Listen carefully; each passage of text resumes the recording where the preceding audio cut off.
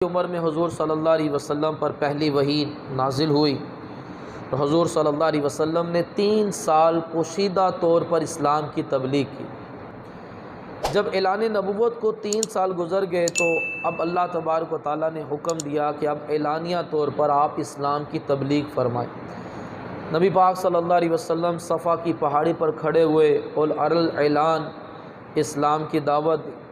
حضور صلی اللہ علیہ وسلم کا اسلام کی دعوت دینا تھا کہ کفار مکہ غصے میں بپھر گئے اور عالم کفر پر ایک لرزہ طاری ہو گیا اور مسلمانوں پر وہ ظلم و ستم کی آندھیاں چلائیں کہ اگر وہ ظلم پہاڑ پر بھی کیا جاتا تو پہاڑ ریزہ ریزہ ہو جاتا، مگر ان غلامان مصطفیٰ کی استقامت پر 1000 جانیں قربان کہ انہوں نے ہر طرح کا ظلم برداشت کیا ہے، مگر ان میں سے کوئی بھی اسلام سے پیچھے نہ ہٹا، کوئی انہیں حضور صلی اللہ علیہ وسلم کی غلامی سے دور کر نہ سکا۔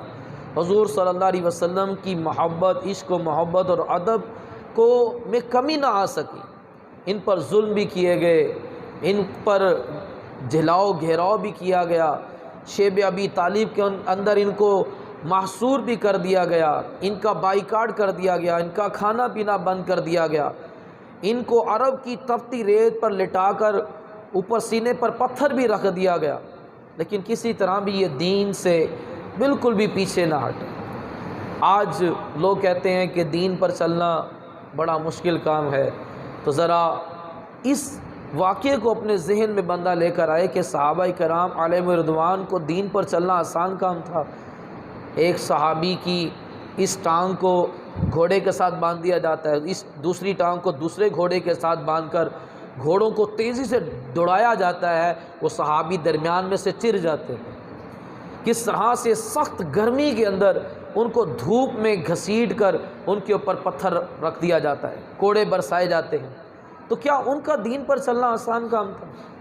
ہمارے لیے آج دین پر چلنا مشکل ہو گیا، لیکن انہوں نے صبر کا دامن کو نہیں چھوڑا اور اللہ تبارک و تعالیٰ نے ان کو جنت کا مژدہ بھی سنایا، اپنی رضا کا مژدہ بھی سنایا۔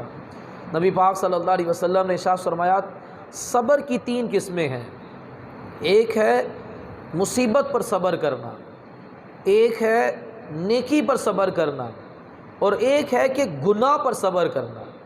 جو بندہ مصیبت پر صبر کرتا ہے، یہاں تک کہ سارا دن کام کاج جو کرتا رہا، محنت مزدوری کی، اور شام کو جو بندے کو تھکاوٹ ہوتی ہے، اس تھکاوٹ پر بھی اللہ تبارک و تعالیٰ اجر و ثواب عطا فرماتا ہے۔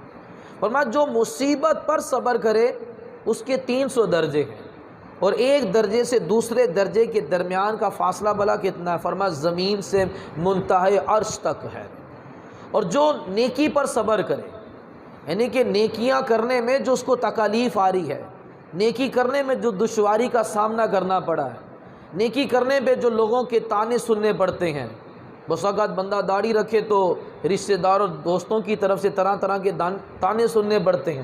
فرمایا جو نیکی پر صبر کرے، زکوٰۃ دینے پر دل مائل نہیں ہو رہا پھر بھی بندہ زکوٰۃ نکال رہا ہے، قربانی کرنے پر نفس مائل نہیں ہو رہا پھر بھی قربانی کر رہا ہے، صبح فجر میں اٹھنا بڑا مشکل کام ہے پھر بھی نیند قربان کر کر فجر میں مسجد کے اندر آ رہا ہے۔ فرمایا جو نیکی پر صبر کرتا ہے اس کے 600 درجے ہیں، اور سب سے اعلیٰ قسم کا جو صبر ہے وہ ہے گناہ پہ صبر کرنا۔ چاروں طرف سے گناہ کی دعوت مل رہی ہے، گناہ کرنا آسان ہے، بالکل سامنے گناہ ہے، گناہ کی لذت بھی ہے، گناہ کا ایک مزہ بھی ہے، لیکن پھر بھی بندہ صبر کر رہا ہے اور گناہ نہیں کر رہا۔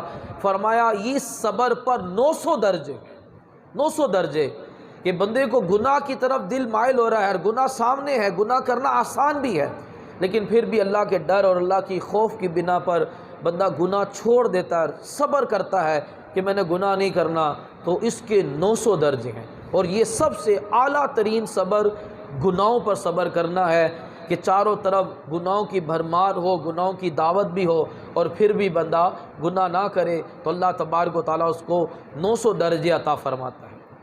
تو جب صحابہ کرام پر ظلم و ستم کی آندھیاں برسائی گئیں اور صحابہ کرام 10 سال کفار مکہ کے ظلم و ستم کو سہتے رہے، آخر کار اللہ تبارک و تعالیٰ کی طرف سے حکم آیا کہ مدینہ منورہ کی طرف ہجرت کر جائے، تو صحابہ کرام علیہم رضوان نے اپنا آبائی وطن، جہاں پر اپنا گھر ہے، اپنے رشتہ دار ہیں، کاروبار ہے، بزنس ہے، چھوڑ دیا، سب کچھ چھوڑ چھاڑ کر اللہ کے حکم پر مدینہ منورہ کی طرف رخ کر لیا، ہجرت کی۔ جو ابھی بھی ہجرت ہے، جو گناہ سے بچنے کے لیے ایک بالش ہجرت کرتا ہے، یعنی کہ میں یہاں پر اگر ٹھہرا ہوا ہوں تو میں گناہ میں مبتلا ہو سکتا ہوں، گناہ سے بچنے کے لیے بندے نے 2 قدم ہٹائے، ہجرت کی، 1 قدم کی بھی ہجرت کی، فرمایا اس پر جنت واجب ہو جائے گی، اللہ اس کو جنت عطا فرما دے گا۔ کسی ایک ایسی مجلس ہے جہاں پر کھڑے رہنے سے ہم کسی گناہ میں مبتلا ہو سکتے ہیں، رقص و سرور کی محفل ہو جائے گی وہاں پر، اب بندہ وہاں سے نکل پڑتا ہے کہ کہیں میں گانے بازوں، رقص و سرور کی گناہ میں مبتلا نہ ہو جاؤں، وہاں سے وہ قدم چل کر نکلا وہاں سے، یہ ہجرت کہلائے گی، اور ایسی ہجرت کرنے پر اللہ تبارک و تعالیٰ اس پر جنت واجب کر دے گا۔ لیکن صحابہ کرام نے اللہ کے حکم پر ہجرت کی۔ صحابہ کرام علیہ رضوان فرماتے ہیں جب ہم نے ہجرت کی، جب ہم مدینہ منورہ پہنچے تو ہم مٹی کو بھی ہاتھ لگاتے تھے، وہ بھی سونا بن جاتی تھی۔ اللہ تبارک و تعالیٰ نے ان کے لیے خوشحالی اور راہیں کھول دی، کشادگی کر دی ان کے لیے۔ تو بندہ اللہ کے لیے ہجرت کرے تو صحیح، گناہ سے کے لیے ہجرت کرے تو صحیح، اس کو برکتیں ملتی ہیں۔ صحابہ کرام نے ہجرت کی، اور پھر حضور صلی اللہ علیہ وسلم نے اپنے یار غار صدیق اکبر رضی اللہ تعالیٰ عنہ کے ساتھ ہجرت شروع کی۔ جب مکہ مکرمہ کے حضرہ مقام پر جب پہنچے تو نبی پاک صلی اللہ علیہ وسلم نے اپنا رخ دوبارہ موڑا اور کعبہ شریف کی طرف رخ کیا، مکہ مکرمہ کی طرف، اور مکے کو دیکھ کر کہا کہ اے مکہ، تو مجھے بڑا عزیز ترین شہر ہے، بڑا محبوب ترین شہر ہے، اگر مجھے ہجرت پر مجبور نہ کیا جاتا تو میں تجھے کبھی بھی چھوڑ کر نہ جاتا۔ پھر ایک بات حضور نے اور کی، فرمایا کہ اے کعبہ، تیری بڑی حرمت ہے، یعنی کہ بڑا احترام ہے، تیری عزت ہے، لیکن تیری حرمت، تیری عزت ایک مومن سے بڑھ کر نہیں ہے۔ ایک عام مسلمان کی عزت اور حرمت جو ہے وہ کعبے سے بڑھ کر ہے۔ ایک مسلمان کی عزت کعبے کی بھی عزت سے زیادہ ہے، ایک مسلمان کا احترام کعبے کے بھی احترام سے زیادہ ہے۔ ہم کعبے کا احترام تو کریں لیکن اپنے مسلمان بھائی کا احترام نہ کریں۔ تو نبی پاک صلی اللہ علیہ وسلم نے فرمایا کہ اگر مجھے حکم نہ ہوتا تو میں کبھی بھی مکہ تجھے چھوڑ کر نہ جاتا۔ تو جب نبی پاک صلی اللہ علیہ وسلم ہجرت فرمانے لگے تو اللہ پاک کی بارگاہ میں دعا کی۔ وہ کیا دعا تھی؟ عرض کی الہی، تو نے مجھے میرے محبوب ترین شہر سے ہجرت کا حکم دیا ہے، یہ مکہ میرا محبوب ترین شہر تھا، یہاں پر کعبہ ہے، مقام ابراہیم ہے، زمزم ہے، صفا مروہ ہے، یہ مکہ میرا محبوب ترین شہر، تو نے مجھے شہر سے ہجرت کرنے کا حکم دے دیا، اب مجھے ایسے شہر میں لے جا جو تیرا محبوب ترین جگہ ہے۔ مکہ میرا محبوب ترین جگہ ہے لیکن تو نے مجھے ہجرت کا حکم دیا، اب تو مجھے ایسی جگہ پر لے کر جا جو تیری محبوب ترین جگہ ہے۔ تو اللہ کہاں لے کر گیا اپنے حبیب کو؟ مدینہ منورہ میں۔ اس سے یہ ثابت ہوا کہ مدینہ منورہ اللہ تبارک و تعالیٰ کا محبوب ترین شہر ہے۔ جو مدینہ منورہ کی جو سرزمین ہے وہ اللہ کے لیے بڑی محبوب ترین ہے، مکہ حضور کے لیے محبوب ترین ہے، اور مدینہ اللہ کے لیے محبوب ترین جگہ ہے۔ اللہ تبارک و تعالیٰ نے حضور کے لیے جو جگہ پسند فرمائی وہ مدینہ منورہ، حضور صلی اللہ علیہ وسلم نے مدینے میں قیام کیا۔ جب حضور صلی اللہ علیہ وسلم ہجرت کر کر مدینہ منورہ میں آ گئے، اب مکے کی یاد آتی تھی، مکے کی جدائی میں دل تڑپتا تھا، صحابہ کرام بھی مکے کی جدائی میں روتے تھے۔ تو حضور صلی اللہ علیہ وسلم نے دعا فرمائی، یا اللہ ہمارے دل میں مدینے کی محبت ڈال دے جیسے ہمارے دل میں مکے کی محبت ہے، بلکہ مکے سے بھی زیادہ۔ مفتی احمد یار خان نعیمی رحمۃ اللہ تعالی نے فرماتے ہیں حضور کی دعائیں قبول ہوئیں اور آج ہر مسلمان مکے سے زیادہ مدینے سے محبت کرتا ہے۔ ہر مسلمان کی زبان پر زیادہ مدینہ مدینہ مدینہ مدینہ ہی مدینہ، اور مدینہ وہ واحد شہر ہے کہ دنیا میں کسی شہر کے قصیدے نہیں لکھے گئے، صرف مدینے کے قصیدے لکھے گئے۔ مدینہ دنیا کا واحد شہر ہے جہاں بندہ جانے کے لیے روتا ہے، رو رو کر دعائیں کرتا ہے۔ مدینہ وہ واحد شہر ہے کہ جہاں بندہ جس جہاں بندہ جس شہر سے جب پلٹنے لگتا ہے تو اس کی آنکھوں سے آنسو جاری ہو جاتے ہیں، اس شہر کو چھوڑنے کا دل نہیں کرتا کہ مدینہ منورہ وہ ایک کیا ہے، وہ عاشقوں کی پہچان ہے، وہ عاشقوں کی جان ہے۔ مدینہ پاک وہ بستی ہے جہاں پر دن رات رب کی رحمت برستی ہے۔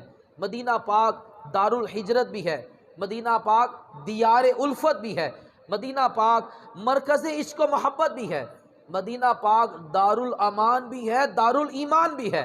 مدینہ پاک وہ شہر ہے کہ جہاں کی ہوا صحت بخش ہے، مدینہ پاک کی روزی برکت والی، مدینہ پاک کی مٹی میں خاک میں بھی شفا ہے، اور مدینے میں وہ مسجد ہے جس کو مسجد نبوی بھی کہتے ہیں۔ نبی پاک صلی اللہ تعالیٰ علیہ وسلم نے ارشاد فرمایا، جس نے حج کیا اور حج کے بعد میرے روزے کی زیارت کی، قیامت والے دن اس سے فرائض کے بارے میں سوال نہیں کیا جائے گا۔ حج کرے اور حج کر کر آ کر حضور کے روزے کی زیارت کرے، فرمایا اس کو فرائض کے والے سے سوال نہیں کیا جائے گا۔ نبی پاک صلی اللہ تعالیٰ علیہ وسلم نے ارشاد فرمایا، جو گھر سے نکلے اور اس کی یہ نیت ہو کہ وہ میری زیارت کے لیے آ رہا ہے، میرے روزے کی زیارت کرنا، فرمایا ایسا ہی ہے کہ اس نے میری زیارت کی۔ فرمایا جو گھر سے آ ہی اس لیے رہا ہے، یہ نیت نہیں ہے کہ حج کروں گا، عمرہ کروں گا۔ اعلیٰ حضرت فرماتے ہیں نا کہ ان کے طفیل حج بھی خدا نے کرا دیے۔ اصل حصول حاضری اس پاک در کی ہے کہ اصل تو یہ ہے کہ میرے حبیب کے روزے پر آؤ۔ اب بندہ جا رہا ہے کہ میں حضور کے روزے پر جا رہا ہوں، ضمناً حج بھی ہو رہے ہیں، عمرے بھی ہو رہے ہیں، لیکن جو مین مقصد جو ہے کہ میں حضور کے پاس جا رہا ہوں، فرمایا قیامت والے دن میں اس کی شفاعت کروں گا۔ من زارا قبری واجبت لاہو شفاعتی، فرمایا جس نے میرے روزے انور کی زیارت کی، فرمایا قیامت والے دن میں اس کی شفاعت کروں گا۔ اور مدینہ منورہ یہ دنیا کا حسین ترین شہر ہے، اس کو حسین ترین شہر قرآن نے کہا ہے۔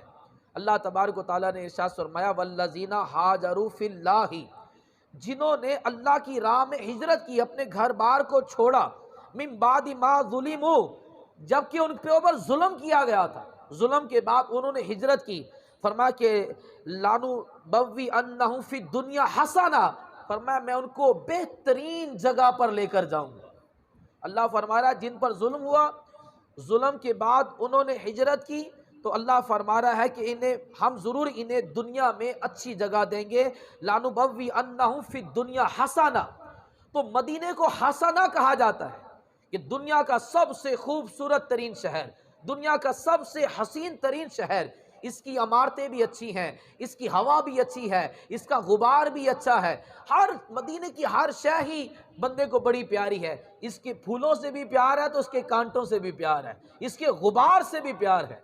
یہاں جب غبار اڑتا ہے نا تو ہم اپنے منہ پر ماسک لے لیتے ہیں، یہ غبار یہ چسٹ انفیکشن کر دے گا، لیکن جب مدینہ منورہ میں آ رہے تھے تو صحابہ نے، حضور نے ایسے چہرے پر نقاب کیا ہوا تھا، جیسی مدینہ آنے لگا تو نقاب اٹھا دیا کہ یہ غبار اندر جائے گا، یہ غبار شفا دیتا ہے۔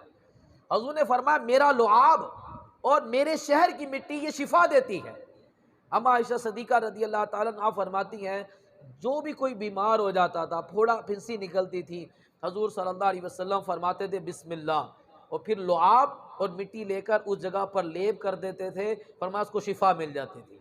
حضور فرماتے تھے کہ میرے شہر کی مٹی میں اور میرے لعاب میں اللہ تبارک و تعالیٰ نے شفا رکھی ہے، اسے خاک شفا کہتے ہیں۔ نہ ہو آرام جس بیمار کو سارے زمانے سے اٹھا لے جائے تھوڑی سی خاک ان کے آستانے سے، کہ حضور صلی اللہ علیہ وسلم کے شہر کی غبار میں وہ جو غبار اڑ رہا ہے وہ چسٹ انفیکشن نہیں کرتا، بلکہ وہ تو ظاہر کو بھی پاک کر دیتا ہے، باطن کو بھی پاک کر دیتا ہے، یعنی کہ مٹی میں بھی بڑی شفا ہے۔ اور شاعر کہتا ہے، عرصہ ہوا گزرے ہیں طیبہ کی گلیوں سے، ابھی بھی خوشبو ہے پسینے کی حضور کی ان گلیوں کے اندر۔ صحابہ کرام علیہم رضوان جب حضور صلی اللہ علیہ وسلم کی بارگاہ میں حاضری دینے جاتے تھے، اب یہ معلوم کرنا ہوتا تھا کہ حضور کہاں ہیں، تو حضور کی جو پسینے کی خوشبو تھی اس خوشبو کو سونگتے سونگتے حضور کی بارگاہ میں حاضر ہو جاتے۔ ایسا پیارا نبی اللہ نے ہمیں عطا فرمایا کہ جن کے پسینے میں بھی خوشبو ہے، اور وہ خوشبو آج بھی مدینہ منورہ کی گلیوں کے اندر مہک رہی ہے۔ اور اللہ تبارک و تعالیٰ نے مسلمانوں کو حکم دیا کہ جب تمہیں کسی چیز کی حاجت ہو اپنے گناہ معاف کروانے ہو تو میرے محبوب کی بارگاہ میں حاضر ہو جاؤ۔ اعلیٰ حضرت فرماتے ہیں کریم ایسا ملا، کھلے ہیں ہاتھ، بھرے خزانے، بتاؤ مفلسو تمہارا دل کیوں اضطراب میں ہے؟ یعنی کہ کہتے ہیں نا ایدہ ہاتھ بڑا کھلا ہے، حضور کے ہاتھ بڑا کھلا ہے، بڑے سخی ہیں اور خزانے بھی بڑے ہیں۔ زمین و آسمان کے خزانوں کی چابیاں اللہ نے حضور کے دستے مبارک میں دے دی۔ فرمایا جب تمہیں اللہ تبارک و تعالیٰ نے ایسا نبی دیا ہے کہ جن کے کھلے ہاتھ بھرے خزانے، پھر بھی تمہارا دل بے چین ہے، پھر بھی تم اضطراب میں ہے۔ لا و رب العرش، جس کو جو ملا ان سے ملا، بڑھتی ہے کونین میں نعمت رسول اللہ کی، اور کون دیتا ہے، دینے کو منہ چاہیے، دینے والا ہے سچا ہمارا نبی۔ اعلیٰ حضرت فرماتے وہی رب ہے جس نے تجھ کو ہمتن کرم بنایا، ہمیں بھیک مانگنے کو تیرا راستہ بتایا۔ ہمارے رب نے، جو ہمارا رب ہے، وہ ہمیں راستہ کیا بتا رہا ہے کہ یہ میرے حبیب کا روزہ، یہاں آؤ تمہیں سب کچھ ملے گا۔ کہ لا و رب العرش، جس کو جو ملا ان سے ملا، بڑھتی ہے کونین میں نعمت رسول اللہ کی، اور مانگیں گے مانگی جائیں گے، منہ مانگی پائیں گے۔ سرکار میں نہ لا ہے نہ حاجت اگر کی ہے، اور منگتا کا ہاتھ اڑتے ہی داتا کی دین تھی، دوری قبول و عرض میں بس ہاتھ بھر کی ہے، اور میرے کریم سے گر قطرہ کسی نے مانگا، دریا بہا دیے ہیں، در بے بہا دیے ہیں، اور مالک کونین ہے، گو پاس کچھ رکھتے نہیں، دو جہاں کی نعمتیں ان کے خالی ہاتھ میں۔